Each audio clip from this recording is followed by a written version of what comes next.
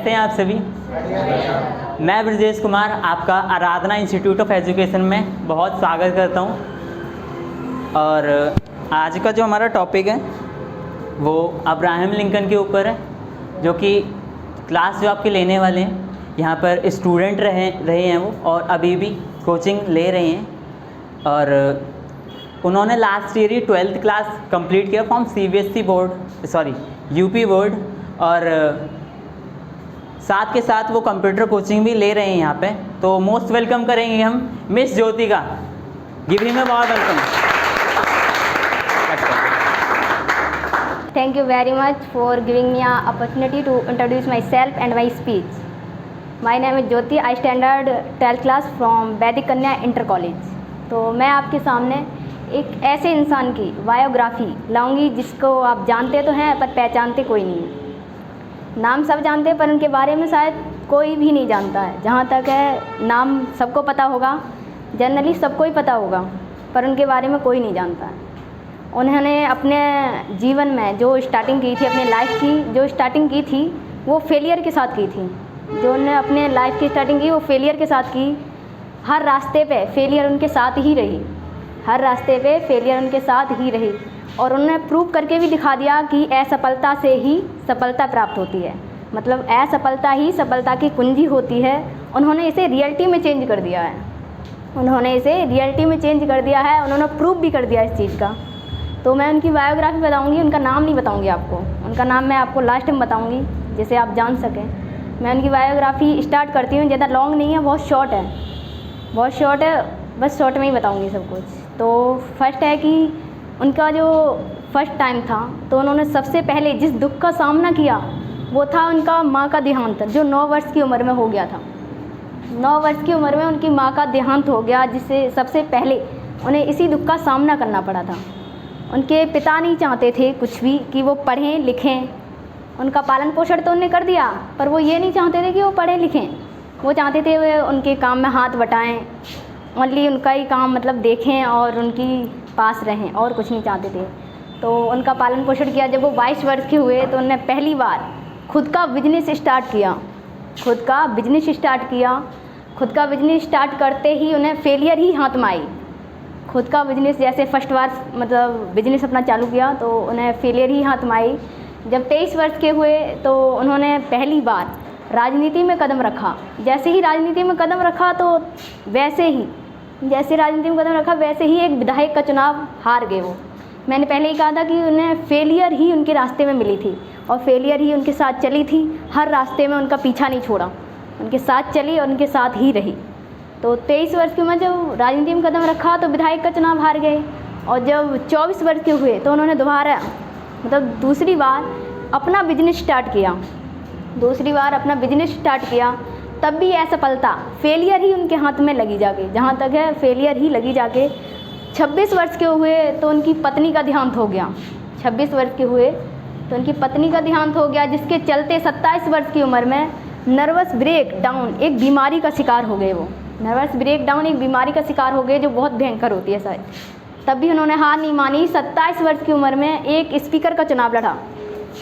27 वर्ष की उम्र में एक स्पीकर का चुनाव लड़ा, तब भी उन्हें फेलियर ही हाथ में लगी जाके।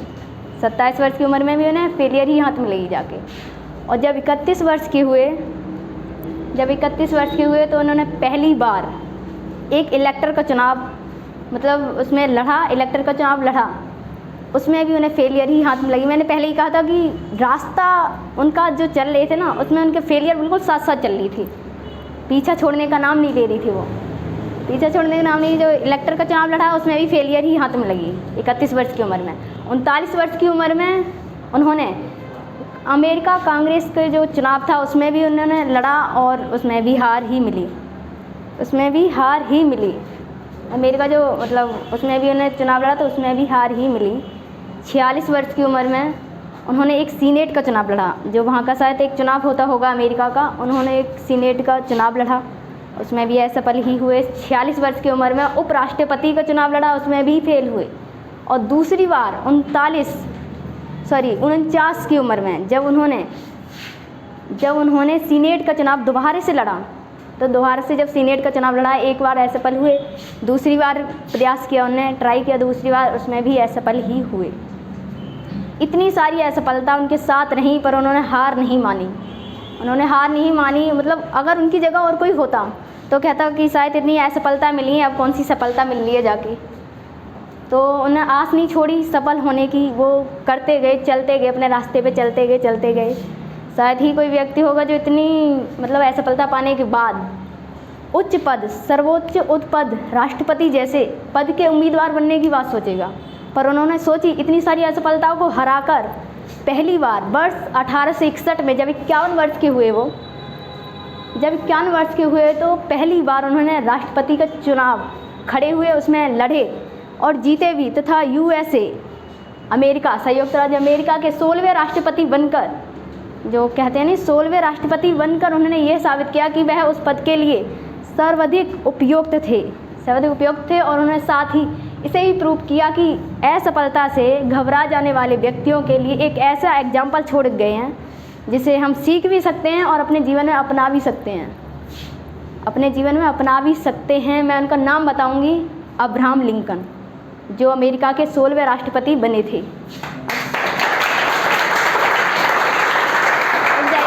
अभी टॉपिक ख़त्म नहीं हुआ है। मैं आपसे एक कॉमन सा क्वेश्चन पूछती हूँ, सक्सेस किस पे डिपेंड करती है? कोई बता सकता है? सक्सेस किस पे डिपेंड करती है?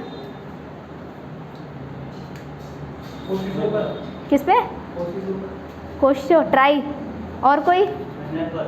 मेहनत पे। और कोई? क्या? असफलता पे। अच्छा जी, अच्छा जी। और कोई?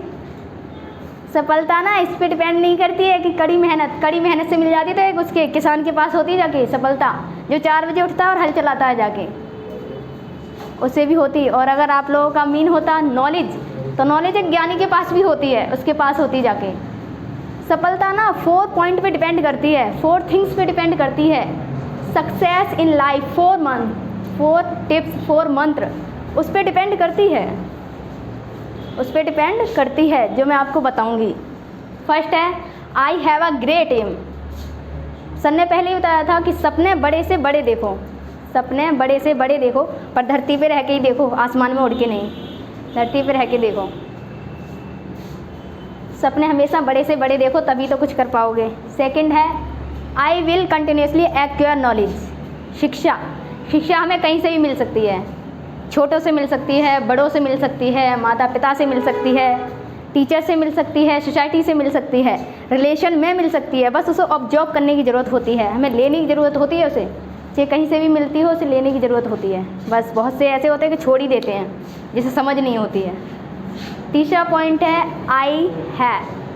I will do hard work. अपने एम के लिए मेहनत करते रहना चाहिए, बिल्कुल। मतलब अगर पाना चाहते हो किसी चीज़ को, अगर पाना चाहते हो ना, तो पहले डिसाइड करना पड़ेगा कि हाँ वहाँ तक मुझे जाना है और उसे पाना है जाके।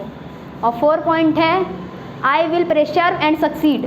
पहले आपको दृढ़ होना पड़ेगा अपने एम के लिए कि हाँ मुझे उसे पाके ही रहना है, उसके बाद या सफल हो सकते हो आप।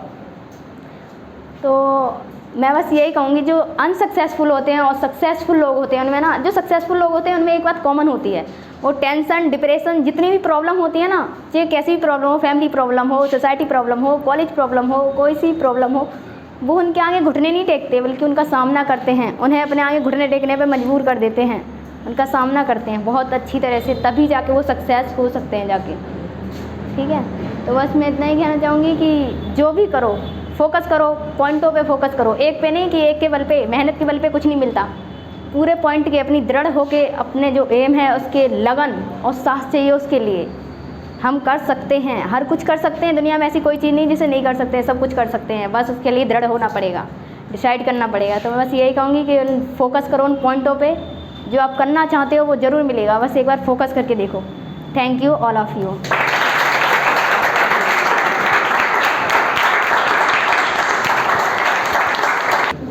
सबसे पहले तो ये देखते हैं कैसा लगा आपको टॉपिक। बहुत अच्छा, सच में? किस किस को अच्छा लगा, हैंड रेज करेंगे।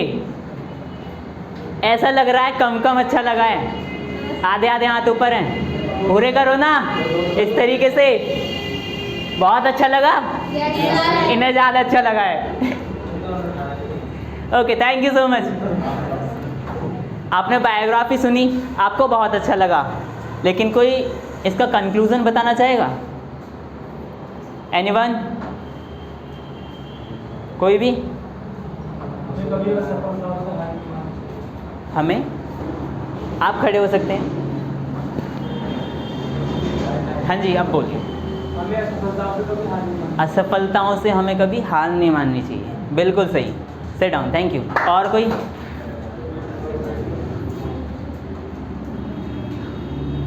एनीवन? Okay, thank you. इन्होंने बिल्कुल सही बताया, हमें असफलताओं से कभी हार नहीं माननी चाहिए। एक्चुअली क्या होता है ना, असफलता हमें बहुत कुछ सिखा के जाती है। अगर हम एक बार में ही सक्सेस हो जाए ना, तो हमें ये होता है, हम बहुत खुशी तो हमें होती है कि हम एक बार में ही सक्सेस हो गए, हमें सक्सेस मिल गई। लेकिन जो हम प्रॉपर तरीके से नॉलेज नहीं ले पाते, अनसक्सेसफुल पर्सन ना बहुत चीज़ें सीखता है। वो ये देखता है कि अनसक्सेसफुल होते कैसे हैं, है ना। सक्सेसफुल तो होना ईजी है, आप एक बार में सक्सेस हो सकते हैं, लेकिन अनसक्सेस पर्सन जो होता है ना, हर तरीके की नॉलेज उनके पास मिल सकती है आपको, ठीक है। ओके, और सेकंड चीज़ उन्होंने बताई, ट्रैवल मतलब जर्नी। हम जो भी टारगेट लेते हैं, जो भी हमारा टारगेट होता है, उसे अचीव करने के लिए हमारी जो भी जर्नी होती है, हमारे जो भी टारगेट्स होते हैं बीच बीच में, उन्हें एंजॉय करना सीखें आप। सक्सेस और अनसक्सेस मतलब असफलता और सफलता वो अलग चीज़ है, उसके लिए आप डिटरमाइंड रहें बिल्कुल, ठीक है, कोशिश करें। और इन्होंने बताया कि हार्ड वर्क इन्होंने बिल्कुल सही बताया कि अगर हार्ड वर्क से ही सक्सेस मिलती तो आज जो मजदूर है, जो किसान है, वो अंबानी होता शायद। होता या नहीं? क्यों नहीं है? पर क्यों नहीं है? रीज़न तो होगा इसका। एनीवन? रीज़न ये है कि ओनली हार्ड वर्क से हमें सक्सेस नहीं मिलती। Hard work plus smart work is equals to success. It's a success formula. Okay, hard work मेरे साथ बोलेंगे, hard work plus smart work is equals to success. Okay, और कभी कभी ऐसा भी होता है कि हम मेहनत पूरी करते हैं लेकिन हमें सफलता नहीं मिल पाती, उसका भी रीज़न मैं दूंगा आज। उसका रीज़न ये होता है कि हम मेहनत तो कर रहे होते हैं लेकिन मेहनत सही जगह पे नहीं कर रहे होते हैं। कोई पॉइंट हमारा रह जाता है छूटा हुआ, हम उस पर मेहनत नहीं कर पाते, बट ये कहते हैं कि हमने तो मेहनत करी थी और सफल नहीं हो पाए। लेकिन हमें हार नहीं माननी है। हम अनसक्सेस बताए होते क्यों हैं? हम अनसक्सेस इसीलिए होते हैं क्योंकि हम उस सक्सेस के लायक नहीं होते, इसीलिए हम अनसक्सेस होते हैं। और जब लायक हो जाते हैं हमें सक्सेस मिल जाती है ना। यही होता है ना, या और कुछ? अगर मैं किसी भी पर्सन को, मान लो छोटा सा बच्चा है, उसे 4-5 हज़ार रुपये, उसके लिए तो बहुत बड़ी बात है ना, 5,000 रुपये बड़ी बात है। वो जब पैसों को जानता भी ना हो, 10 रुपये का नोट आ जाए उसके हाथ में तो वो खुश हो जाए कि पैसे मिल गए। जब मैं उसके हाथ में 5,000 रुपये दे दूँ तो वो क्या करेगा? खुशी के मारे पागल हो जाएगा, हो जाएगा, बिल्कुल हो जाएगा। और वो उन्हें खर्च करने का सोचेगा, फिर उसका दिमाग दर्द हो जाएगा कि बड़े लोग कैसे करते हैं, क्या करते हैं। वो फिर वहाँ जाना स्टार्ट करेगा और वो गलत रास्ते पे चला जाएगा। ये होगा ना, है ना, ये होगा ना। लेकिन जब वो लायक नहीं था, जब हमने उससे पैसे दे दिए, तो वो गलत चला जाएगा। जब आप लायक नहीं होंगे तो आपको सक्सेस नहीं मिलेगी।